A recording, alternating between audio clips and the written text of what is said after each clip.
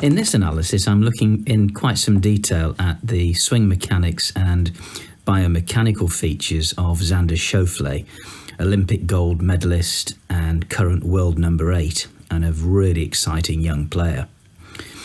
Initially, when you look at Xander's setup position from this down the line perspective, what you will see is a really orthodox and certainly a very well grounded setup position. I'm just going to show you a slightly different posture line here. If we just extend this red vertical line up from Xander's right ankle joint, you'll see how the line just skirts the back of the kneecap and extends up centrally through the pelvis. So really sort of biomechanically extremely neutral and really set well for the movement. Another interesting point to note with Xander is if we just zoom in and have a look at his starting shaft plane here at address, you'll see how, if we just look how this red line extends up through the butt of the golf club, you'll see how it just goes above the midriff belly button area and sort of underneath the right lat muscle.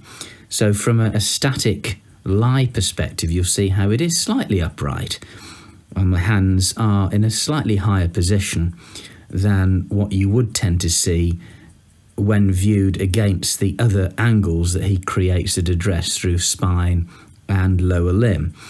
And that is really quite important because it once again leads to a chain reaction through Xander's motions. And what you'll see here is when Xander moves the club away from the ball, again, fantastic connection. I mean, really well synchronized first move away.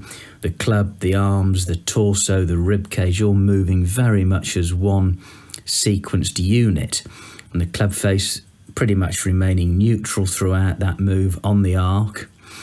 If we just go back to address, you'll note also from a biomechanical perspective here, if I just put a line through the right foot, you'll see how this horizontal line here really does show a slight imbalance with foot and ankle positioning at address. You'll see how Xander's right foot is actually very much in a perpendicular position in relation to the ball to target line, whereas his left or lead foot is rotated out quite significantly. So that subtle imbalance there with foot and ankle positioning at address certainly does have an impact on the way in which his pelvis moves, and we'll come on to that a little bit later in this sequence. So the first move is very well connected, and then it's actually a very wide move off the golf ball. You'll see how there's quite a late setting and loading of the wrist joints, and you see the right wrist holds position very nicely. It doesn't move into excessive amounts of extension, and the club shaft is beginning to match up when the lead arm is parallel to the ground. You'll see here the club shaft now is very much in a parallel position, really nicely balanced in terms of the shaft, the plane itself. And then as Xander continues to rotate, what you'll notice from this position here is the right side of the pelvis stalls and doesn't really continue into that deeper rotated position. And it's interesting how that does link back to foot and ankle positioning at address, certainly with that right side, because it's a very fast firing, aggressive move with the pelvis. Pelvis glides and shifts laterally quite significantly through the transitional phase. And interestingly, what you then see is a slight distortion of the club shaft.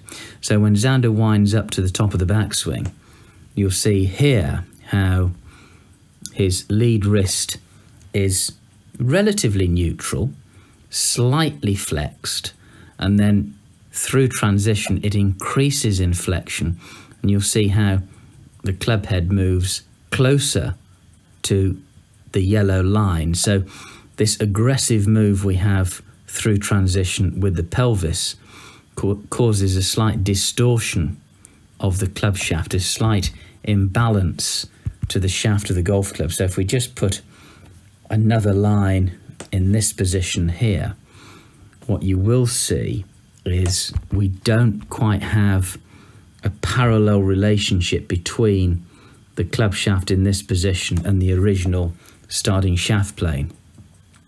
So this really fast firing move through his pelvis leads to a distortion of the club shaft. So the club shaft really becomes overly shallow through transition and just gets a little bit behind him, and then the reaction to that is to actually steepen the delivery. So the interesting thing with Xander is with his driver, he did have a tendency, one of his tendencies was certainly to have an attack angle a little bit too much on the negative side, which if you look at how he moves through the transition, you can certainly see that fast firing move, that lateral shift, the gliding and the shifting of the pelvis laterally. So as the center of the pelvis begins to work towards the target, you see the head reacting, head and neck is now reacting and fighting, trying to work back to his right to almost counterbalance the way in which that lower segment is driving, and you see the right knee, the right ankle, the right foot rising early, which then of course leads to that steepening of the delivery where he's hitting down into that golf ball. But of course, like all great players and all fantastically talented golfers, he matches it up beautifully. So what you do then see is through the release pattern and certainly through the exit plane here, you'll see that club shaft being very, very symmetrical to where he was in that slightly distorted position through transition.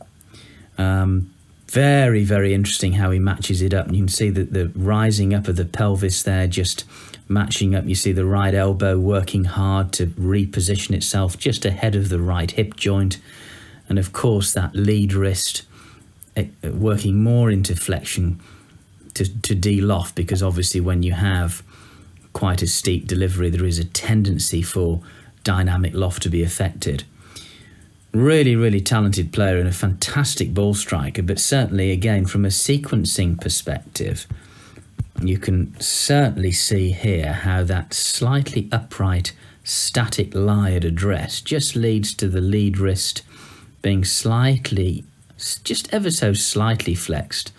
And then it's a very wide move off the ball, fantastic halfway back, and then you can really see here that right side doesn't want to fully rotate behind him because the trail foot at address was very much perpendicular to his target line. So from a foot and ankle alignment perspective, you can see how that then triggers that cascading chain reaction. You see the right glute fires early, you see the right side of the pelvis gets just slightly ahead of the right elbow, see the right hip joints ahead in the club shaft, slightly distorts through transition, works a little bit underneath and slightly too shallow, but then recovers onto a steeper plane as he then delivers the club into the golf ball.